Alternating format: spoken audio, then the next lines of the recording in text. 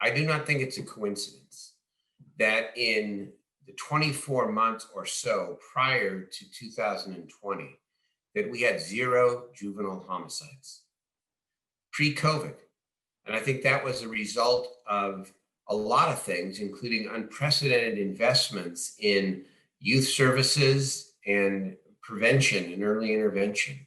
And of course, 2020 hits, and COVID isn't the complete explanation, but it certainly is part of it, because people now, the tension level in our community everywhere is so much higher for obvious reasons. And you see these results. These results are not just unique to Sacramento. It's happening throughout the country. So what do? We are doing everything we can to use our federal stimulus money, our city money. We're aggressively applying for grants. We've put nearly $5 million this year into additional youth services and specifically gang prevention. Now, not all the homicides are gang related, but it is a part of the problem. And so we have got to continue to do everything we can to surround ourselves with positive alternatives, especially for young people, and get out of this period of time, right? The vaccines in some ways are the answer to the violence problem, because the quicker we can get back to the momentum that we've had in our community on all fronts, the safer I think everyone will be. And again, it's not one thing, or you can't, say that we're not going to have homicides in our community once COVID goes away. But you just look at that number. It's 2019 and 2018. We had 0 youth homicides. Why? What's different about 2020? Well, we know what's different.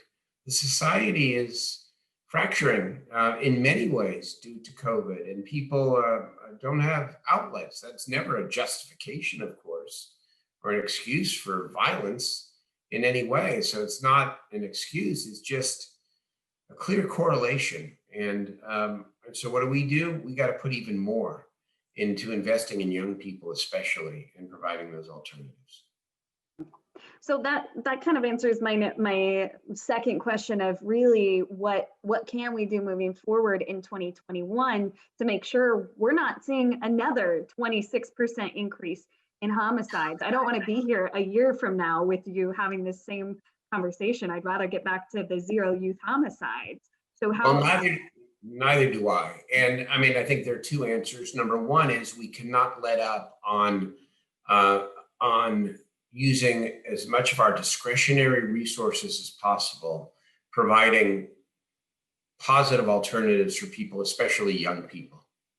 Because when people are shut in for a long period of time and we aren't able to provide the same kinds of community center activities and activities in our communities, it's not good. It's not good at all. And so it's the end of COVID, and it is continuing to put our resources where our values lie, and that is investing in positive things for young people. And I wanted to bring this up because I remember I think it was like the Monday or Tuesday after 9-year-old Michaela Brent was shot and killed at Mama Marks Park.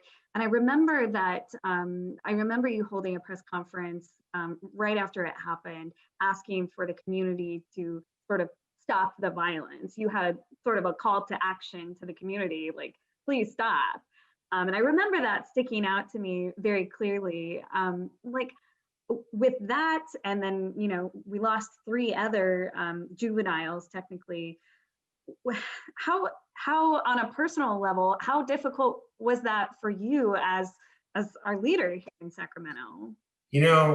As mayor of this city, I take all of this personally, even if I don't know the people, because I love this city. And when people are hurt or people are killed, it affects me. It affects all of us who take on the responsibility of leadership. And we're one person, and we can't be out there everywhere at the same time. And in fact, during this period, I have to do my job as mayor on Zoom and in my den mostly. But it's always about how we respond, and more importantly than how we respond, how we act proactively, knowing that, I feel so strongly about this around for young people. You find a young person, especially you find a young adult who grew up in tough circumstances, who's doing good things, and here's what you'll find. You'll find they had somebody or more than one person who really cared for them and saw the goodness and greatness in them. And secondly, you see that they were involved in some kind of a community activity that told them that the community cared about them. That second piece, that's on us. I call it adult accountability. That's what we have to do. We've got to make sure that we are caring for and loving and investing in the young people in this community. Awesome. I think that hits it right on the head there. Okay. Is there anything else that you want to add in terms of your message to the community now that we do have these total 2020 numbers and looking ahead to 2021? Any other key messages you want to let the community know about from your mayor's perspective? Hope and hard work are the ingredients that are going to get us through this. We should never forget the people and the families, especially who lost their lives, especially their families. We grieve for them, and we'll never forget. We have to make sure that we do everything in our power to make sure that fewer families or no families in 2021 suffer in the same way.